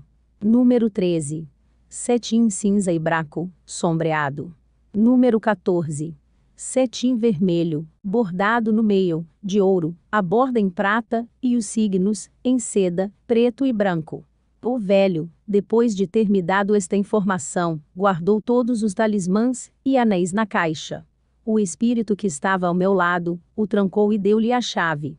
O velho me disse: todas as maravilhas que foram realizadas na sua frente, meu querido filho, não devem deixar nenhuma dúvida do poder e virtude desses talismãs e anéis. Se você ainda não experimentou qualquer obstáculo nas suas empresas, é porque o seu coração é puro, porque sua alma é sem mancha, e que a virtude, honestidade e honra sempre serão caras para você. Um homem que tenha a menor reprovação a se fazer, que tenha destruído o bem de outros, ou que tenha apenas a intenção de fazê-lo, não seria capaz de participar de nossos mistérios. Seria em vão. Ele teria em sua posse tudo o que você viu, se a nossa linguagem mágica fosse conhecida por ele, os poderes celestes, aéreos, infernais, terrestres, e aqueles dos oceanos e do fogo, se rebelariam contra ele. Tudo o que ele desejasse realizar, se voltaria para sua vergonha e sua confusão, e em cada invocação que ele fizesse, os poderes que ele implorou por ajuda e intervenção, responderiam a ele: renuncie teus projetos, tu és culpado. Antes de nos ordenar, purifica-te, expia as tuas faltas. Se após essas emanações, ele continuasse a evocar os poderes, ele acabaria por ser castigado, e iria infalivelmente perder a sua vida. Lembre-se então, meu querido filho, que tudo é possível com a virtude, e nenhum defeito ficará impune. Há ainda 2 orações, que você deve ser cuidadoso, para recitar antes e depois de cada conjuração que você fizer. Aqui estão elas. Primeira oração. Há acima do fogo celeste uma chama incorruptível, sempre cintilante, a fonte da vida, fonte de todos os seres, e princípio de todas as coisas. Esta chama produz tudo, e nada se perde do que ela consome, ela se faz conhecer por si mesma. Este fogo não pode ser contido em qualquer lugar, é sem corpo ou matéria. Ele abrange os céus, e dele emana uma pequena centelha, que forma todo o fogo do sol, da lua e das estrelas. Isso é o que eu sei de Deus. Não tente saber mais, porque isso está além de você. Qualquer julgamento que você fizer, no final saberá que o homem injusto ou mau não pode se esconder de Deus. Nenhum lugar ou astúcia pode disfarçar qualquer coisa de seus olhos penetrantes. Tudo é claro para Deus. Deus está em toda parte. Segunda oração. Há em Deus uma profundidade imensa de chamas. O coração não deve, no entanto, ter medo de tocar, ou ser tocado por esse fogo adorável. Ele não será consumido por este doce fogo, cujo tranquilo e calor perecível faz a união, a harmonia e duração do mundo. Nada existe, exceto por este fogo que é Deus. Ninguém engendrou, é sem mãe, ele sabe tudo, e ninguém é capaz de saber nada disso. É imóvel em seus projetos, e seu nome é inefável. Aqui então, é o que é Deus, porque para nós, que somos seus mensageiros, somos apenas uma pequena parte de Deus. Você vê, meu filho, que todas as instruções que eu lhe dou têm como base o respeito que se deve ter com Deus, que é o princípio de todas as coisas, a quem a inefável e ilimitada bondade nos enche até a borda, de cada dia, com toda a sua bondade, quando nós tornamos dignos dela, pelo nosso respeito e nossa submissão à sua vontade e seu decreto imutável. O velho, depois destas breves reflexões, me disse: você deve lembrar, meu filho, que eu falei com você sobre os pássaros, a quem eu ia dar comida, e você já viu espíritos, que tinham um com eles, quando as peças de ouro foram depositados em seus pés. Foram esses pássaros que lhes permitiu descobrir que por seu instinto, e pelas palavras mágicas e cabalísticas que eu lhe pronunciei, para adquirir estas aves, há dificuldade sem número, que se deve conquistar. Os profanos, aqueles que não são iniciados em nossos mistérios, fazem esforços inúteis para obtê-los. É da maravilhosa franga preta que eu vou conversar com você. O grande Oromazis, pai de Zoroastro, foi o primeiro que possuiu uma. É a partir dela que eu possuo o segredo de chamá-los à existência, e aqui está o manuscrito, em que está contida a maneira de chocar essas aves, que são tão raras como preciosas. Ele abriu para mim, neste instante, este manuscrito cuja capa era uma placa fina de ouro coberta com diamantes, rubis, topázios e safiras, cujo brilho era impossível de suportar. O papel era de uma brancura deslumbrante, e os caracteres hieroglíficos foram traçados à mão por tinta cor-de-rosa. Vou ensinar-lhe como eu leio este livro, disse ele para mim, mas vamos nos ocupar com a maneira de chocar a franga preta, para adquirir os ovos que dela virão. Ele levou várias peças de madeiras aromáticas como aloés, cedro, ou limão, louro, alguma raiz de íris, flor de lis, e algumas rosas, cujas folhas foram secas ao sol. Ele colocou tudo em um braseiro de ouro, derramando por cima azeite balsâmico da mais pura essência, de goma transparente, e depois de proferir as palavras Atas, Zolinam, Herminatus, Pazaim, o sol penetrou no subterrâneo. Ele colocou um copo no braseiro. O sol bateu no vidro, e no mesmo instante, os perfumes e pedaços de madeira perfumadas que estavam no prato explodiram em chamas, o vidro foi liquefeito, e um odor suave se espalhou no subterrâneo. Logo não restou nada mais do que cinzas. O velho, que não tinha deixado de assistir com a maior atenção, pegou um ovo de ouro, que estava em um saco de veludo preto, que eu não tinha notado. Ele abriu o ovo, fechou as cinzas ardentes nele, e colocou-o então sobre uma almofada preta. Ele cobriu-o com um sino de cristal de rocha facetado. Então, levantando os olhos e os braços em direção ao teto, ele gritou: Otanataper, Ismai, Nontapilus, Ertivaler, Canopistus. O sol pareceu arder seus raios sobre este sino com mais força. O sino tornou-se a cor do fogo, o ovo de ouro desapareceu diante dos meus olhos, um vapor fino subiu no ar, e eu vi uma pequena franga preta, que mexeu, se colocou em pé, e cacarejou, fracamente. O velho estendeu um de seus dedos para ela, e ela colocou-se nele. Ele então pronunciou estas duas palavras: Binusas, Testipas, e a criatura alada deslizou sobre seu peito.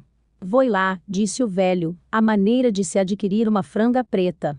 Em poucos dias, ela vai ser de tamanho normal, e eu a instruirei na sua frente.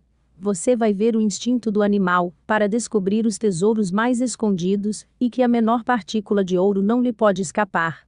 Vamos dar graças ao grande ser, que nos permitiu penetrar nesses mistérios, para realizar tais prodígios e maravilhas. Vamos dizer juntos as duas orações citadas anteriormente. Depois de ter cumprido esse dever, ele me disse: meu filho, isso é o suficiente. Vamos descansar um pouco. O sol brilhou sobre nós por algum tempo, e desapareceu. Sua luz foi substituída pela de vários lustres. O Espírito, que não nos deixou, levou uma lira, e nos acompanhou. Ele cantou na linguagem dos magos, o eterno poder do eterno, e as maravilhas da natureza. O velho ouviu com atenção a melodia do Espírito. Eu estava encantado, ele sorriu ao observar-me. Isso é o suficiente, disse ele para o Espírito. Antes de entregar-nos ao repouso, quero mostrar-lhe os meios de ter uma franga preta, sem recorrer aos recursos que tem usado, pois seria difícil obter os perfumes e os outros materiais, que o coloquei no incensário. Para os outros, além de você e eu, que desejarem realizar esta grande obra. Mas se algum dia, você encontrar alguém que é digno de ser iniciado, este é o meio que você deve empregar. Pegue um ovo que você vai expor ao meio-dia para os raios do sol, certifique-se que ele não tenha a menor mancha. Então escolha uma galinha mais preta possível, se ela tiver penas de outra cor, retire-as. Cubra sua cabeça com um capuz de tecido preto, de tal forma que ela não possa distinguir qualquer coisa. Você vai lhe permitir apenas o uso de seu bico. Coloque-a em uma caixa forrada, também com material preto, grande o suficiente para contê-la em um quarto, onde a luz não consiga penetrar. Tenha o cuidado de trazer-lhe comida apenas à noite. Logo que todas essas precauções indispensáveis forem tomadas, dê o ovo para ela chocar, tomando cuidado para que não seja perturbada por qualquer barulho. Tudo dependerá da escuridão, em que a galinha se encontrará, sua imaginação será impressionada com ela.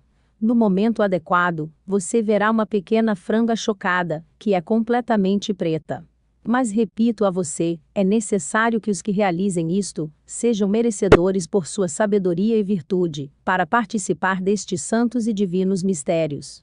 Pois, nós não podemos ler os corações dos homens, mas o grande Espírito sim, tudo é conhecido por ele e ele penetra nossas intenções mais secretas, e os nossos pensamentos mais escondidos. É depois disso que ele nos concede ou nos recusa, seus favores e seus dons. Nossa sessão foi muito longa, disse ele, precisamos nos alimentar, antes de repousar. Ele bateu palma 3 vezes, e os escravos, os gênios que já haviam aparecido, ofereceram de novo seus serviços. Em um instante, tinha todas as iguarias que poderiam satisfazer o olfato, o paladar e os olhos. O almoço foi muito alegre. O velho animava com suas piadas, o espírito também fazia parte da festa, que estava tão inspirada, que eu entrei na conversa. Por fim, o sono se apossou de nossas pálpebras, e nós saímos da mesa, para saborear a sua doçura. Os sonhos mais agradáveis me acalmaram com suas imagens alegres.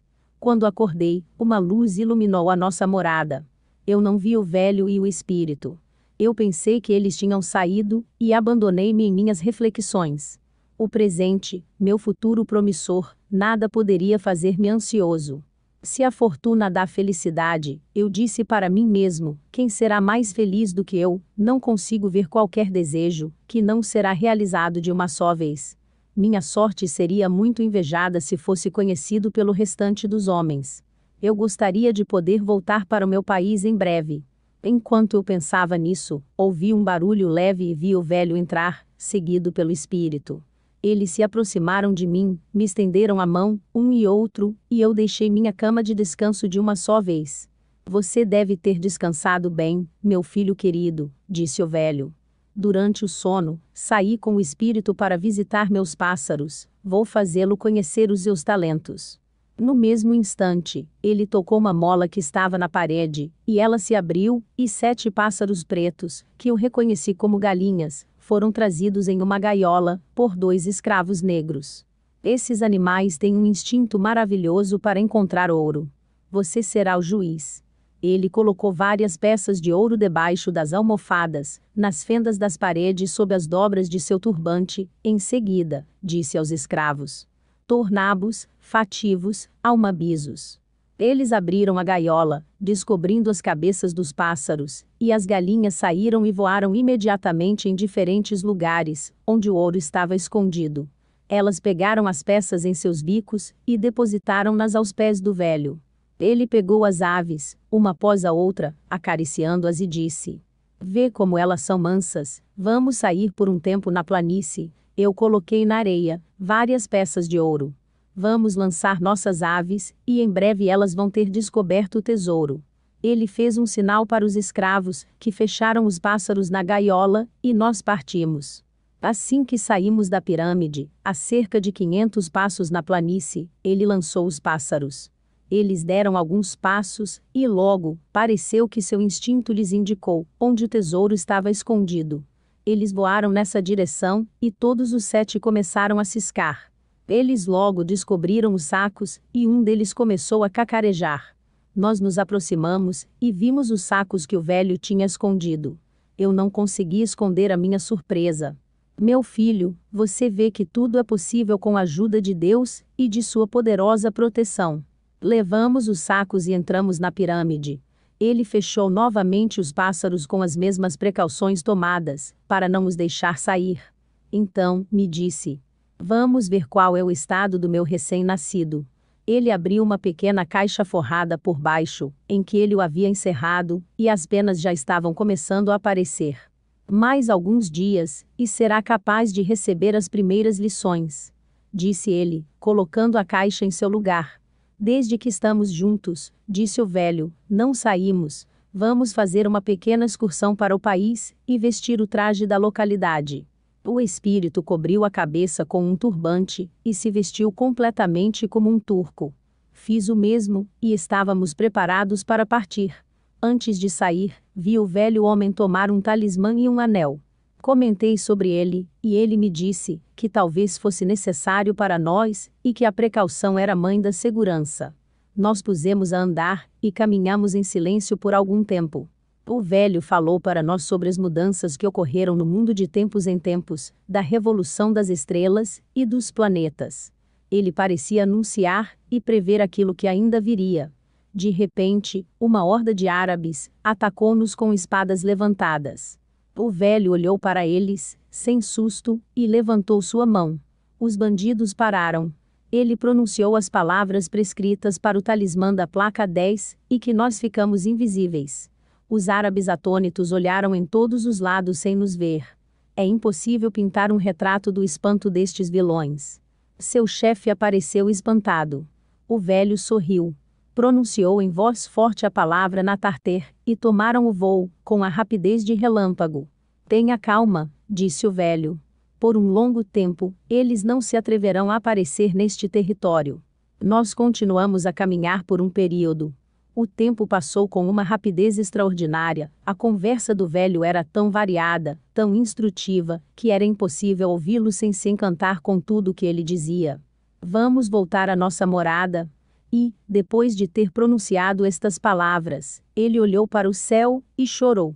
"Astro brilhante, posso antes de deixar a terra, usufruir constantemente de tua luz?"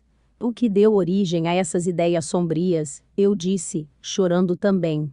"Por que você acha que vai deixar a terra?" "Ah, meu filho, cada dia que passa, cada passo que damos, nos leva para o túmulo.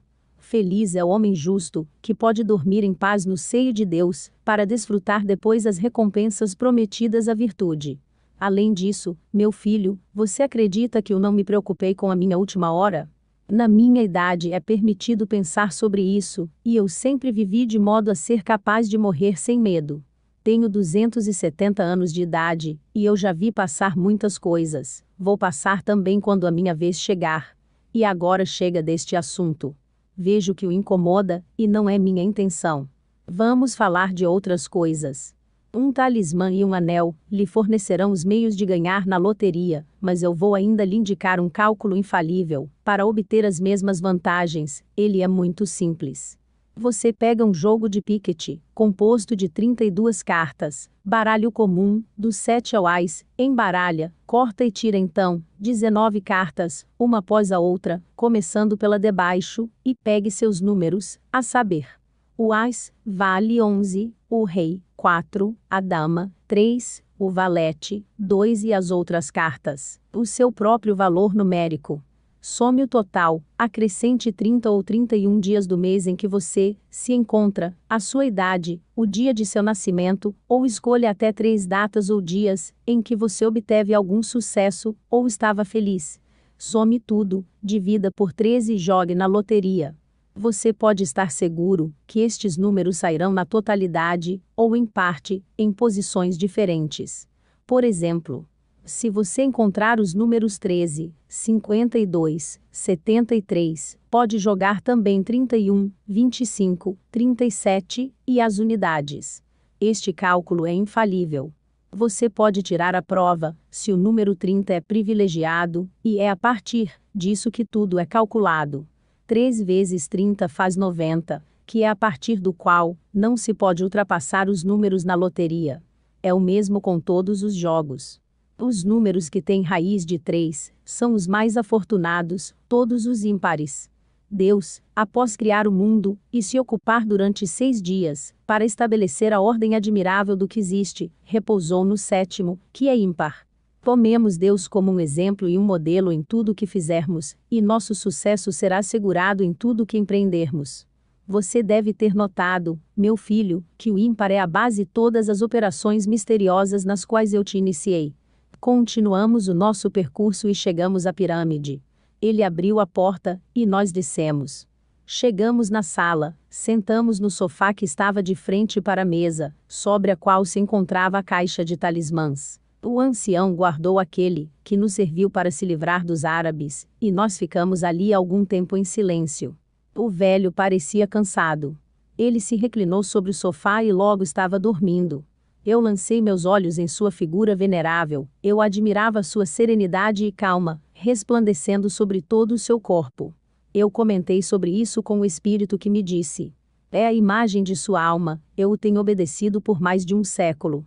Você não pode ter alguma ideia de sua virtude, de sua sabedoria, da sua bondade. Seus dias são inúmeros, e todos são marcados por alguma boa ação, do infeliz que ele tem resgatado, sem nunca saber o que foi, que veio em seu auxílio. Se a alma eterna que criou todos, tivesse que assumir a figura de um mortal, é a dele que lhe seria emprestado.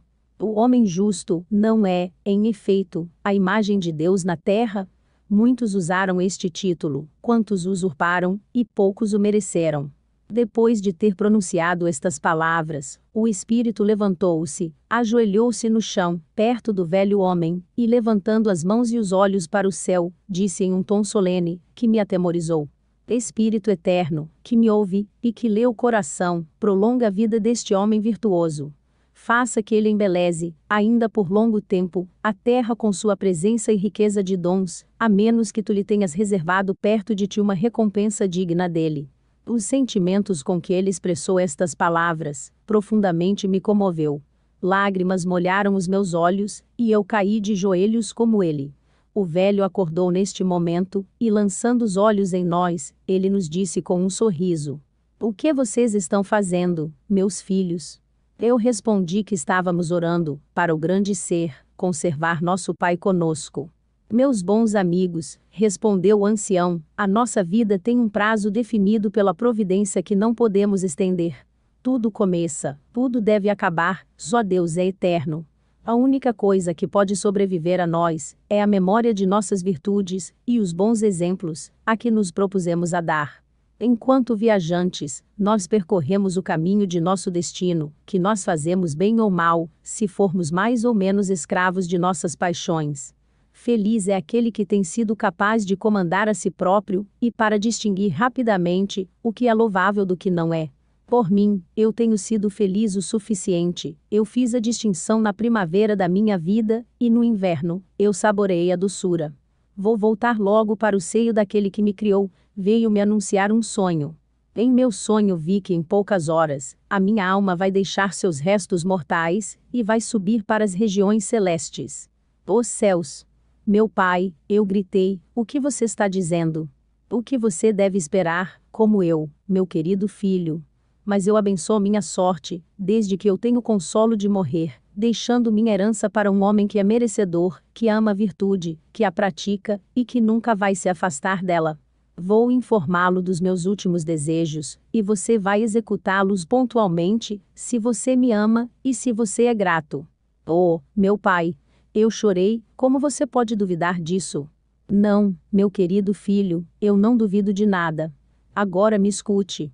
Todos estes tesouros, todas as joias fechados neste apartamento subterrâneo, também os talismãs e os anéis, os escravos, e os pássaros que viste, são seus.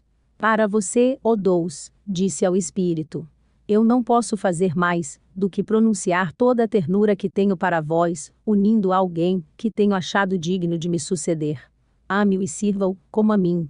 E da esfera celeste, para que eu logo subirei, eu velarei por você. Ele bateu palmas e todos os escravos apareceram. Este é o seu mestre, disse-lhes. Sejam obedientes a ele, eu vos ordeno. Todos eles vieram e prostraram-se aos meus pés. Estenda sua mão sobre eles, como um sinal de dominação, disse o velho para mim. Eu obedeci. Eles se levantaram, e depois do velho ter feito um sinal, eles desapareceram. Pegue a urna de ouro, que você vai encontrar no armário do lado direito, e coloque-o sobre a mesa. Quando eu não mais existir, coloque o meu corpo no meio desta câmara. Tome as madeiras aromáticas, que você vai encontrar perto dos cofres cheios de ouro, e cerque-me com elas. Depois, derrame um pouco daquele líquido contido no vaso suspenso no teto, use o talismã com que formei o ovo, em que foi fechada a galinha preta. Depois de ter pronunciado as palavras misteriosas, você verá a pira funerária se inflamar e consumir meus restos mortais. Pegue as cinzas e coloque-as nesta urna. Conserve-as, homens, acalentem a minha memória. Eu morro contente.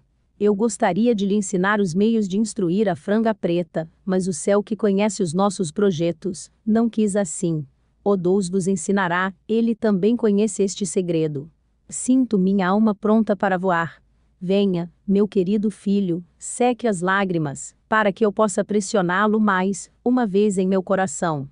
Lembre-se, a morte é apenas temida pelo culpado, e pelo homem injusto. Eu me aproximei dele, e ele me deu um último beijo. Adeus, meu querido filho, disse ele. Ouça meus últimos desejos. E, pendendo-se para o sofá, expirou. Eu não pude evitar de dizer entre soluços, que a morte do justo é doce e digna de inveja. Eu caí quase inconsciente aos pés do meu benfeitor. O Deus me trouxe de volta para os meus sentidos, observando que tinha que obedecer ao nosso pai. Em seguida, pontualmente realizamos o que ele havia ordenado, e logo restavam apenas as cinzas do mais justo e mais virtuoso dos homens. Então eu disse ao Deus: vamos deixar este quarto, e tomar todas as providências necessárias, para regressar ao meu país. Estou com você, respondeu o Espírito. Seus desejos são lei para mim. Comande e eu obedeço. Eu fiz vir todos os escravos, e lhes fiz transportar todos os tesouros e as bagagens que se encontravam no subterrâneo, sobre a borda do Nilo. Da preciosa urna, me encarreguei eu mesmo. O Deus encontrou um barco. Descemos o rio, e logo entramos na enseada, onde um navio estava prestes a zarpar para Marselha. Embarquei com todos, os espíritos, e logo estávamos no meio do oceano. O capitão do navio e os marinheiros nos examinaram com extrema curiosidade. Quando viram que eu falava todas as línguas à vontade, eles ficaram ainda mais surpresos. A noite chegou, e o vento aumentou.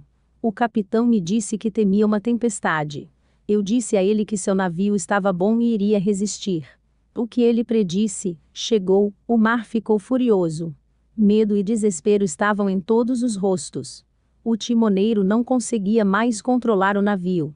Só eu, calmo e tranquilo, parecia impassível. Fornecido com o talismã e o anel da placa 6, figura número 6, pronunciei as palavras misteriosas, agarrei o leme da embarcação, que no instante anterior, era o joguete dos ventos, e as ondas ao redor, partiram para frente levemente, sobre o peito vasto do mar. A equipe inteira me olhava como um deus, e me dando esse nome. Eu não sou mais que um homem, lhes disse. Meus amigos, eu não assusto facilmente, conheço a arte da navegação como veem, é apenas necessário ter sangue frio para suportar a tempestade. O resto de nossa viagem foi muito feliz. Chegamos a Marselha e passamos por quarentena antes de pisar em terra. Paguei minha passagem e a de meus seguidores com uma generosidade que surpreendeu o capitão. Eu dei um presente a cada um dos membros da tripulação e parti coroado com suas bênçãos. Fiquei por algum tempo em Marselha. Tendo escrito para o lugar do meu nascimento, eu descobri que os meus pais já não estavam vivos. Eles morreram durante a minha ausência, me deixando o único herdeiro de suas propriedades, que eu vendi, e os recursos foram enviados para mim. Eu comprei uma bonita propriedade nos arredores de Marselha, o belo céu da província me agradava. Melhorei minha casa, e fiz um quarto encantador. As riquezas que possuíam, eram tais que eu poderia obter à vontade tudo o que eu desejasse. Eu tinha alguns amigos, a quem eu dava conselhos, que lhe seguiram, e que todos ficaram surpreendidos com a sua prosperidade. Eles ignoravam quanto à fonte. Eu não compartilhei meus segredos com ninguém. Tive o desejo de escrever este pequeno volume.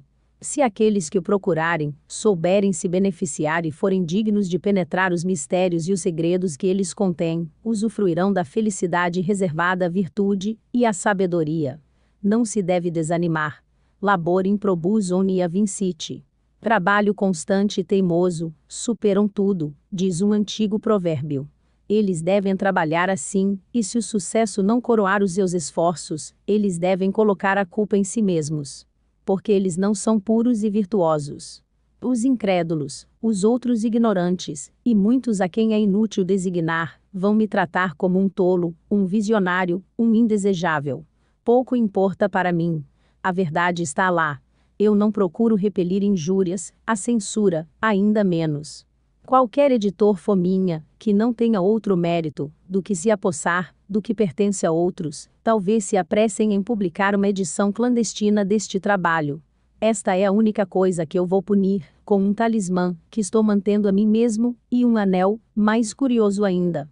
Eu me reservo o direito de decorar o agressor, com 2 orelhas 6 centímetros mais longas, do que as do Rímidas, que já era bem avaliada. É um alerta que eu dou de passagem para os editores certos. Você percebe que para um feiticeiro, eu não levo minha vingança muito longe. E vós, por quem eu escrevo este trabalho?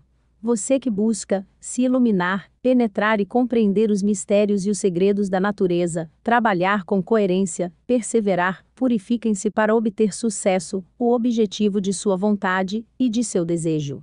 Considere que a menor mancha, com que seu coração e sua alma estiverem contaminados, será um obstáculo invencível contra o sucesso.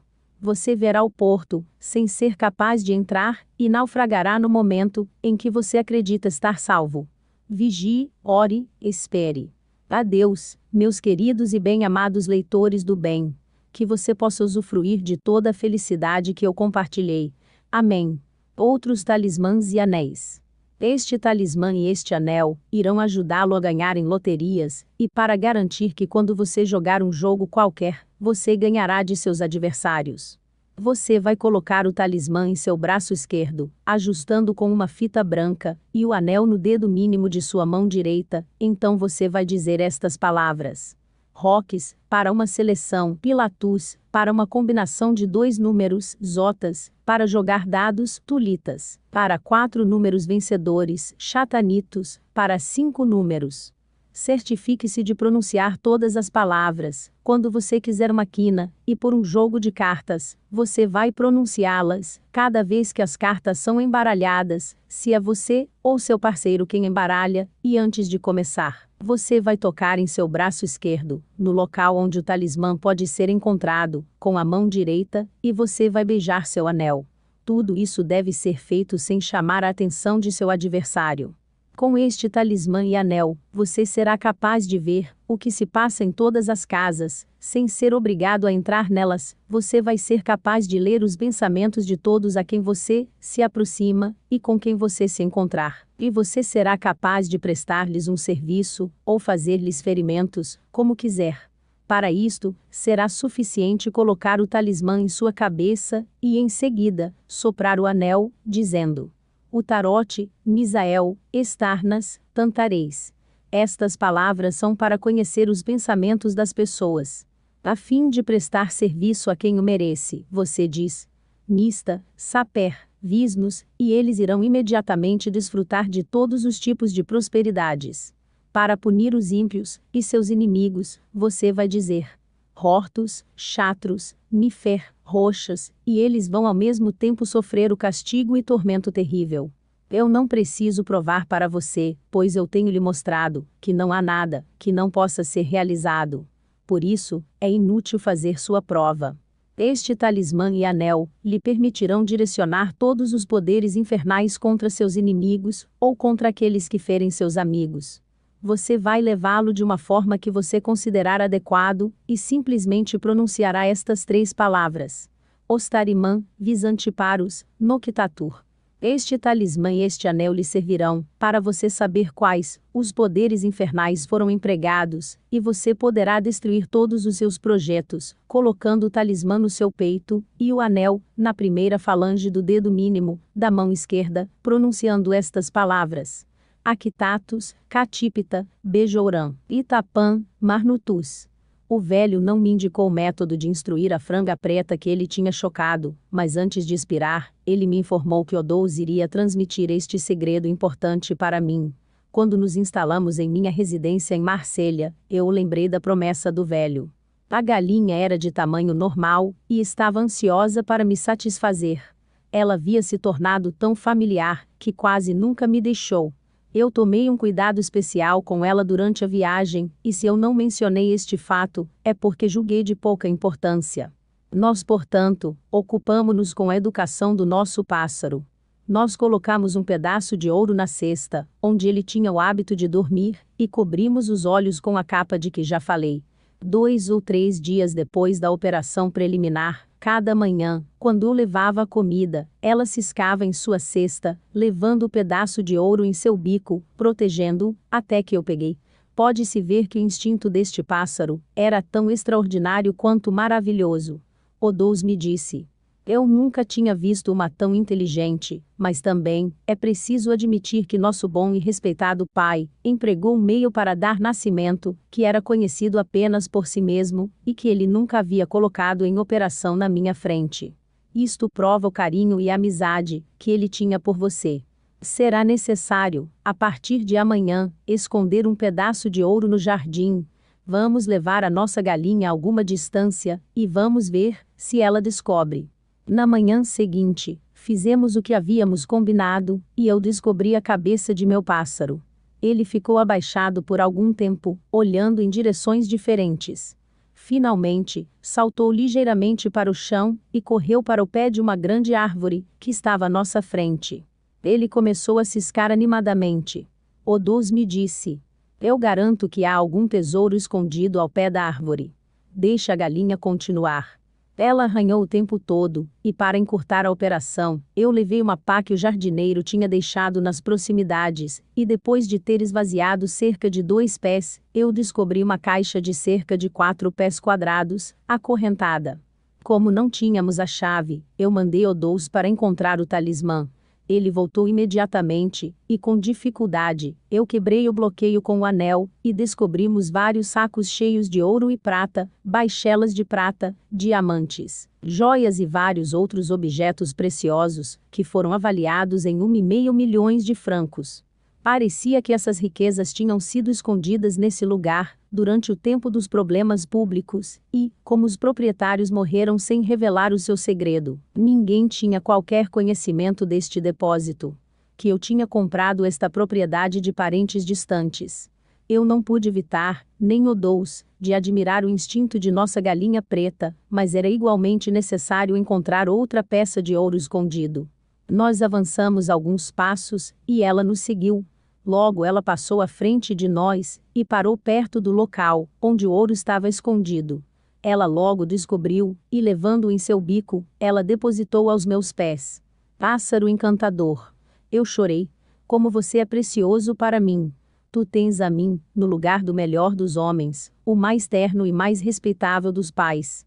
Odous me disse: veja se ela vai ouvir as palavras sagradas, que devem ser pronunciadas todos os dias, para a franga preta, para ela indicar o que deve procurar. Ele então articulou certas palavras. Nosus, Taraim, Ostus. A galinha pareceu prestar atenção e entender, porque ela começou a ciscar perto de nós e encontrou um rubi encrustado em um anel de ouro. Eu vou pronunciar, disse Odous, 3 outras palavras, que devem lhe indicar que ela deve repousar perto de seu mestre. Ele então disse: Ceras, Coristã, Abatuzas. A galinha veio e colocou-se a meus pés. Odous acrescentou: Todas as galinhas que você possui conhecem essas palavras. Mas levou algum tempo para lhes ensinar. É preciso mantê-las com uma fita. Ao pronunciar as primeiras palavras, deve-se fazê-las andar. Ao pronunciar as segundas, deve-se fazê-las parar. Como essas aves são dotadas de um instinto especial, elas fazem tudo o que se possa desejar. Nós procuramos mais, depois fiz com que meus escravos transportassem a caixa. Eu juntei estas riquezas com aquelas que eu já possuía. Eu mandei construir um pavilhão elegante de mármore de Cremona, e eu coloquei a urna, que continha cinzas do ancião, sobre um pedestal de mármore negro, com placas de prata, que exprimiam meu reconhecimento e agradecimento. Mandei plantar ciprestes e chorões ao redor, e cada dia, ao nascer do sol, eu ia acompanhado de Odous, visitar este pavilhão, e passar uma hora, em homenagem ao nosso bom pai, e relembrar as lições e exemplos de virtude que ele me deu. Eu citarei por muito tempo, com muita solenidade, aquele que me salvou a vida, me levando para dentro da pirâmide. E o aniversário de sua morte, este dia está consagrado à dor e ao recolhimento, em minha casa. E uma só vez por ano, todos os meus escravos entram no bosque, que o cerquei com grade, a fim de que ninguém possa penetrar.